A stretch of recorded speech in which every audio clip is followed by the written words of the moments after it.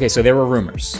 There were serious rumors that the 10th generation Apple Watch was gonna be the one that gets this huge redesign. Like, remember the iPhone 10? That sort of reset the design language of the whole iPhone line? And 10 is just it's a nice round, even number, right? So we just kind of figured that maybe the Apple Watch would do the same thing. And I even remember in my last few years of reviewing the Apple Watch, Series 8, Series 9, I was like, look, these are good watches, but clearly very incremental improvements. So if you want a big upgrade, maybe wait till the 10th gen one. And so now here we are. I've been using Apple Watch Series 10 for the past week, and it's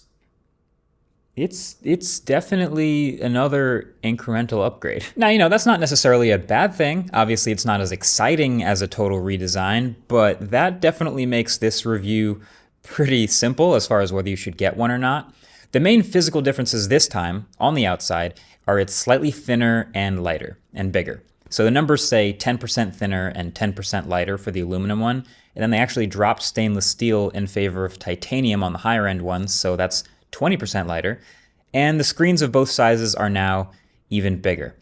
And the result is really just that you can see more and it's just more comfortable on the wrist. In fact, it actually just feels like someone took last year's Apple Watch and just squashed it down a little bit, and there you go. That's the new design. And of course, it's more complicated than that. Like, there is a new metal back that's one piece now, and there's a new re-engineered speaker that's 30% smaller, so it can fit in this, and just other pieces like shuffled around to fit in this new shape.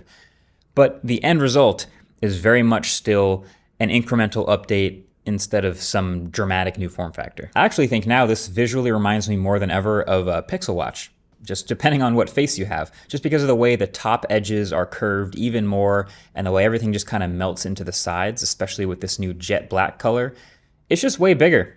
In fact, it's true, the larger 46mm Apple Watch Series 10 basically now runs the same screen size as the Apple Watch Ultra. And Apple loves to do that thing where they show an older watch on the screen and then the newer watch with a bigger screen next to it and brag about how, hey, there's a bigger screen, so you can get even more text and even more content on the screen, and it's easier to type on that on-screen keyboard. And to be honest, it never really made that much of a big difference to me, other than maybe the Ultra. But this year, I noticed something very specific. The Disk Sports workout now shows one extra line of information. So instead of time, active calories, total calories, and heart rate, it now shows me time, active calories, total calories, heart rate, and miles. So there's that.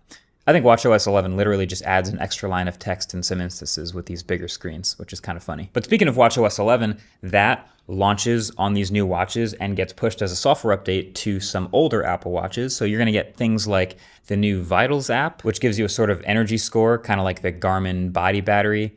And there's a sleep apnea detection, which just got FDA approval to detect and notify you of potentially high levels of sleep apnea using only the accelerometer.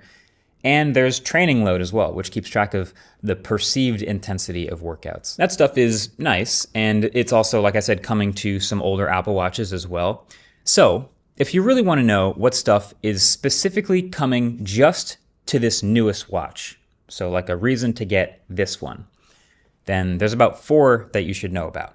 Okay, so let me know if these are enough to convince you to get this newest watch. So number 1, with this redesigned speaker, you can now listen to media out loud on the watch. So meaning like you could already like take phone calls and set alarms and stuff, but now you can literally just play media like music or podcasts or audiobooks out loud. So you could be on a hike and just forget your headphones and just, you could be that guy, but don't be that guy. So the number 2, this is now an updated LTPO3 display, which means it'll go all the way down to 1 Hertz instead of 10 Hertz.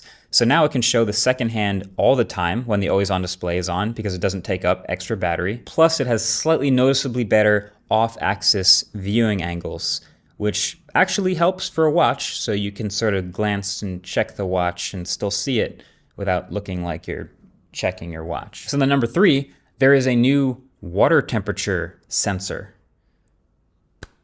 So here's the thing. I don't know if you can tell by looking at me, but I don't really spend too much time around deep water. So I don't have any test results for this particular new sensor, but it's there now.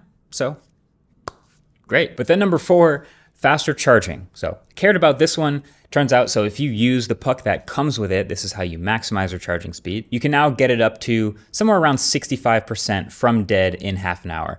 It's supposed to be 80% actually, but we couldn't get it quite that fast. But nevertheless, the faster charging speed is very welcome. And that's it. That's the new big 10th generation update. There's also the new S10 SiP inside, which doesn't seem to be noticeably faster or better at anything in the S9. It has an improved neural engine, but hasn't been enabling anything that the S9 can't do. So yeah, is that enough? And the more I've thought about it, honestly, my take is that now that Apple has called this a redesign, like if you watch the keynote, they were like, this is a huge deal. This is the big new 10th generation redesign. Now that they've done that, I'm fairly sure that that means that this is what the Apple Watch is going to look like for the next 5 to 10 more years. Like this, if this is a real redesign for Apple, then we're going to be back to even smaller changes from here on. Really, the only parts of this update that made a big difference at all to me are the larger display and faster charging. The larger display for obvious reasons. The faster charging is nice, especially just because if you want to drop it on a charger for a few minutes and get a bunch of use, then you can.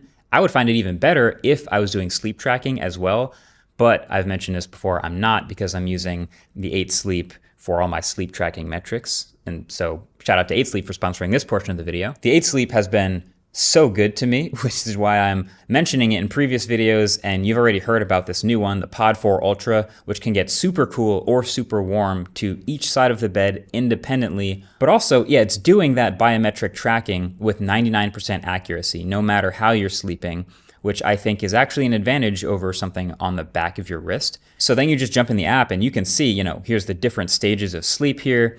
I've been waking up in the middle of the night randomly since coming back from Australia's time zone, but this is a pretty good night right here. You can see heart rate variability, breath rate, no snoring, which is great. And it's helping me get back into my sleep routine here on the East Coast. And it can help anyone sleep better, honestly. So you just add the pod to your current mattress like a fitted sheet, and it automatically cools down or warms up each side of the bed. So you can go to 8sleep.com/mkbhd and get $350 off Pod 4 Ultra or $200 off the Pod 4. And then you can also leave your wearable on the nightstand. But okay, so if you have an older Apple Watch, Series 4, 5, 6, 7, and you want a new one, then okay, yeah, this is the upgrade to get. That's like the easiest no-brainer conclusion in the world for this product. But I'm going the extra step as a reviewer and predicting the future of this product, and just based on Apple's language in their presentations, I really don't think we're getting any planned big upgrades to this watch for a while. Which is unfortunate, but like all of those major features we were thinking about, like a rotating bezel or a circular shape or a meaningful improvement to the battery, any of which would have been the biggest change to the Apple Watch in years, we didn't get any of that with this 10th gen redesign. So it feels like they're not planning on doing any of it. So this is the 10th gen Apple Watch, and this feels like Apple's big statement of this is the Apple Watch. It's the Squircle, no rotating bezel, these are the buttons, this is the shape, 18-hour battery life, over and over again. Take it or leave it. That's it. That's the review. Thanks for watching. Catch you guys in the next one. Peace.